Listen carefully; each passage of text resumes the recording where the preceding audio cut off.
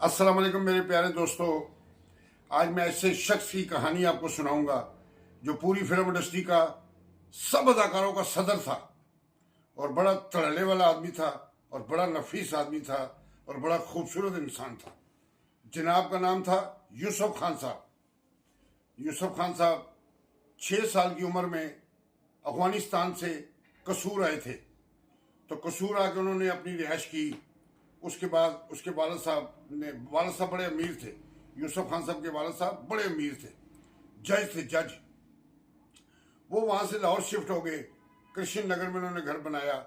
यहाँ पर वो MU कॉलेज में यूसुफ खान साहब ने तालीम ली।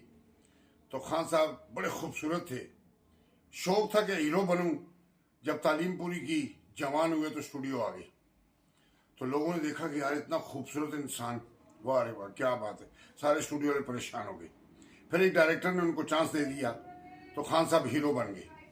सेकंड हीरो के तौर पे खान साहब चलते रहे, कभी अकमल खान साहब के साथ, कभी लाला सुधीर के साथ। इस तरह खान साहब फिल्में करते रहे। ये खान साहब ने हमें खुद बताया था कि मुझे लोग पैसे नहीं देते थे, क्योंकि घर से ठीक थे, खर्चा लेके आते थे, तो फिल्म वाले उनको पैसे नहीं देते थे। खान साहब भी काम करते रहे, काफ़ी अर्सा काम किया। कुछ 30, 40, 50 फिल्में कर ली, पैसे नहीं लेते थे। फिर एक फिल्म बनी जिद्दी, इकबाल कश्मीरी साहब उसके डायरेक्टर थे। वो फिल्म जब सुपरहिट हुई ना, तो फिर खान साहब ने 1 लाख रुपए लेना शुरू कर दिया। खान साहब ने फिर पैसे बढ़ाए, फिर खान साहब 3 लाख तक गए। खान साहब बड़े हीरो बन गए। सुल्तान अली साहब अभी नहीं थे, अभी वो हीरो नहीं थे, यही हीरो चल रहे थे यूसुफ खान साहब। काफ़ी फिल्में एज ए हीरो की, अकेला चलता रहा। फिर यूसुफ खान साहब बड़ा काम किया खान साहब ने।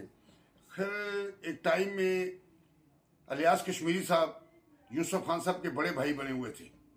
जो भी मशवरा करना होता था उनके साथ करते थे। इलियास कश्मीरी साहब बड़े सीनियर आदमी थे, सबसे सीनियर थे इलियास कश्मीरी साहब। उनके साथ इकबाल हसन ने एक शूटिंग के ऊपर बदतमीजी की, और बदतमीजी बहुत ज़्यादा की। इतनी ज़्यादा की कि वो केस यूसुफ खान साहब तक आना पड़ा। फिर इलियास कश्मीरी साहब ने आकर यूसुफ खान साहब को बताया। यूसुफ खान साहब हमारे सदर थे, हर फैसला वो करते थे। उन्होंने बताया कि इकबाल हसन साहब ने मेरे साथ बड़ी बदतमीजी की, कुछ गवाहियाँ पड़ गई। डायरेक्टर ने भी कहा जी उसने बड़ी बदतमीजी की। यूसुफ खान साहब ने उसको पैगाम भेजा कि आके इससे माफ़ी मांगो, क्योंकि यूसुफ खान साहब ख़ानदानी आदमी था, बदमाशों को मानता ही नहीं था। उसने कहा माफ़ी मांगो इलियास कश्मीरी साहब से। उसने कहा मैं माफ़ी नहीं मांगूंगा। इसमें उनकी बहुत ज़्यादा दुश्मनी शुरू होगी। यूसुफ खान साहब अपनी जगह उनको बुरा भला कह रहे हैं, वो अपनी जगह बैठ के बुरा भला कह रहे हैं। फिर एक टाइम में इन्होंने गने निकल आई एक दूसरे को मारने के लिए। फिर स्टूडियो के मालिक, फिर बड़े बड़े डायरेक्टर बीच में पड़े, सारी इंडस्ट्री बीच में पड़ी, तो इनकी सुलह कराई। फिर इन दोनों की सुलह होगी, लेकिन अंदर बात रहती थी, क्योंकि यूसुफ खान साहब बड़ा ख़ानदानी आदमी था, बहुत ज़्यादा, और बड़ा अनख वाला आदमी था, झोंक के काम नहीं करता था। उन्होंने ज़िंदगी में कभी झोंक के काम नहीं किया। उसके बाद एक फिल्म बनी जूरा, उसमें यूसुफ खान साहब हीरो थे, इकबाल हसन साहब भी उसके अंदर काम कर रहे थे। एक जगह इन्होंने फिरोजपुर पे एक आटे वाली मिल में शूटिंग करनी थी, वहाँ पे शूटिंग कर रहे थे। तो इकबाल हसन साहब ने शूटिंग के दौरान ही ना पूरी बोतल शराब की पी ली, फुल नशे में हो गया। शाम को जब शूटिंग ख़त्म हुई तो ये ऐसे से ढोल रहा था।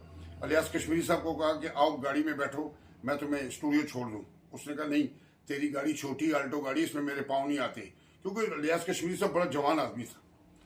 तो फिर असलम परवेज साहब को कहा कि प्रिंस आप आ जाए। असलम परवेज साहब बैठ के, अब इन दोनों की देखे ना आगे मौत आई हुई है। ये दोनों जा रहे हैं फिरोजपुर रोड के ऊपर। तो इतना नशे में था कि उसने गाड़ी ट्राले के नीचे घुसेड़ ली। इकबाल हसन साहब ने खुद तो जगह भी मर गया था, असलम परवेज जख्मी था, उन्होंने लोगों ने वहाँ पे जनरल अस्पताल में पहुँचा दिया। इकबाल हसन साहब की भी बॉडी अस्पताल में आ गई।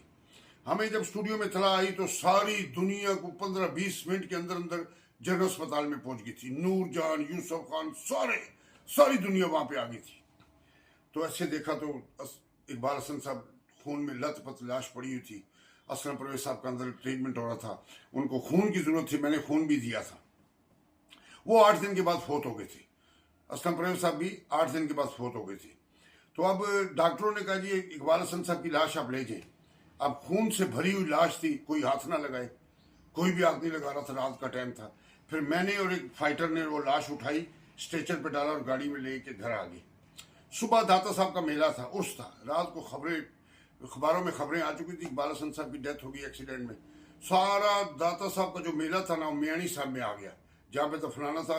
जनाजे के टाइम वहाँ आ गया, बड़ी दुनिया आ गई थी, बड़ी मुश्किल से जनाजा पड़ा गया। हमने जनाजा पढ़ा, फिर मियानी साहब ने इकबाल हसन साहब को दफना दिया। बस फिर इंडस्ट्री बड़ी परेशान हुई कि यार इतना अच्छा हीरो मर गया है, ये हुआ वो हुआ। फिर यूसुफ खान साहब अपना काम करते रहे। यूसुफ खान साहब का जो स्टाइल था ना, उनका खाना जो पकता था, वो अपना उनका कुक था। जहाँ भी जाते थे वो अपना कुक लेके जाते थे। अगर लंदन जाने तब भी कुक साथ जा रहे, स्वाद कलाम जाने, शोग्राम जाने, कुक साथ जाता था। उनका खाना खुद अपना खाना खाते थे, वो शूटिंग वाले को खाना नहीं खाते थे। तो खान साहब ने बड़ा अच्छा वक्त गुजारा, बड़ा टाइम गुजारा, और बड़ा मतलब लड़कियों के टाइटल में काम नहीं करते थे। अगर लड़की का नाम है ना सीना 420 और इसको कहेंगे तो ये काम नहीं करेगा। ये फिल्म थी एवर्नी स्टूडियो के मालिकों की। वो खान साहब के पास गए, जी हम एक फिल्म शुरू कर रहे हैं सीना 420, तो आप उसमें एक रोल कर रहे हो। उसने कहा ऐसे करें, मेरा रोल जो नाम ये सीना 420 है ना, वो मेरा नाम कुछ रख लो तो मैं फिल्म करूँगा। लड़की के टाइटल में मैं फिल्म नहीं करूँगा, लड़की का नाम होगा तो मैं फिल्म नहीं करूँगा। उसने 3 लाख रुपया वापस कर दिया, स्टूडियो के मालिक वापस चले गए। खान साहब किसी लड़की के टाइटल में फिल्म में काम नहीं करते थे, लड़की का नाम हो तो फिर फिल्म में काम नहीं करते थे। खान साहब का एक अपना स्टाइल था, जब फिल्म करते होते थे तो पहले बताते थे कि मैं 2 बजे आऊँगा, 2 बजे से पहले मैं नहीं आ सकता, क्योंकि उसने सारी जिंदगी किसी बदमाश को माना ही नहीं, किसी बदमाश को नहीं माना। तो जो जिसे वारा खाता था तो वो उसे फिल्म में ले लेता था कि ये 2 बजे आएगा। पूरी इंडस्ट्री को पता था कि यूसुफ खान साहब ने 2 बजे ही आना है। तो ऐसे काम करते रहे। फिर एक टाइम आया, ओल्ड हो गए, बूढ़े हो गए खान साहब, दाढ़ी चिट्टी होगी, दाढ़ी रख ली। फिर ओल्ड पोर्शन में, बुढ़ापे में उन्होंने फिल्में की हैं, बूढ़ा शेर, दादा बदमाश, ये वो। इसमें उन्होंने 6-7 लाख रुपए पेमेंट ली है। तो यूसुफ खान साहब बड़े तड़ले वाले इंसान थे, बड़े तड़ले वाले, कबूतरबाज, कबूतरों का इतना शौक था। मैंने कहा ना कि 6 साल का जब था वो, तो वो अफगानिस्तान से कबूतर साथ लेके आया था। 600-700 कबूतर था खान साहब के छत के ऊपर। तो खान साहब ने अब छत के ऊपर कबूतरों को दाना वाना डाला और नीचे उतरे, तो लोड शेडिंग थी, लाइट चली गई। उन्हें नहीं पता लग सका कि ये 2 सीढ़ियाँ रहती हैं, बस वो यही समझे कि सीढ़ियाँ खत्म हो गई, 2 सीढ़ियाँ थी। वहां से अनबैलेंस हुए, गिरे तो उनका पाँव टूट गया, पिन्नी से लात टूट गई। 85 साल की उम्र थी जब उनकी लात टूटी, 85 साल की उम्र थी। और बूढ़ा गुजर मैंने उनके साथ की है, बूढ़े गुजर में 85 साल की उम्र में एक डायलॉग यूसुफ खान साहब नहीं भूलते थे, ऐसा चौकस होकर काम किया है। वो गुजर आज तक मानते हैं कि यार यूसुफ खान साहब खूब बूढ़ा गुजर बने हैं। लोगों ने बूढ़ा गुजर नहीं देखा तो वो लोग कह रहे यही बूढ़ा गुजर था, ऐसा काम किया था यूसुफ खान साहब ने। तो उसके बाद जनाब उनकी लात टूट गई, घर में पड़े रहे। ये बूढ़ा गुजर के बाद की बात है, फिल्म मुकम्मल होगी, लग गई थी, उसके बाद की बात है। बस फिर 85 साल उम्र थी, छोटी सी उसकी पिन्नी थी। एक दफ़ा जुड़ी, वो ख़राब जुड़ गई, फिर उन्होंने ऑपरेशन किया, फिर जोड़ी। तो इसमें नवाज शरीफ साहब भी वहाँ आए थे यूसुफ खान साहब के पास। उन्होंने कहा जनाब मियाँ साहब बैठे प्लीज़। दर्द में भी मियाँ साहब के साथ बातें की। मियाँ साहब ने कहा कि मियाँ नवाज शरीफ साहब ने कहा जी ये सारा खर्चा मैं करूँगा, आपने कोई खर्चा नहीं करना, ये सारा खर्चा मैं उठाऊंगा।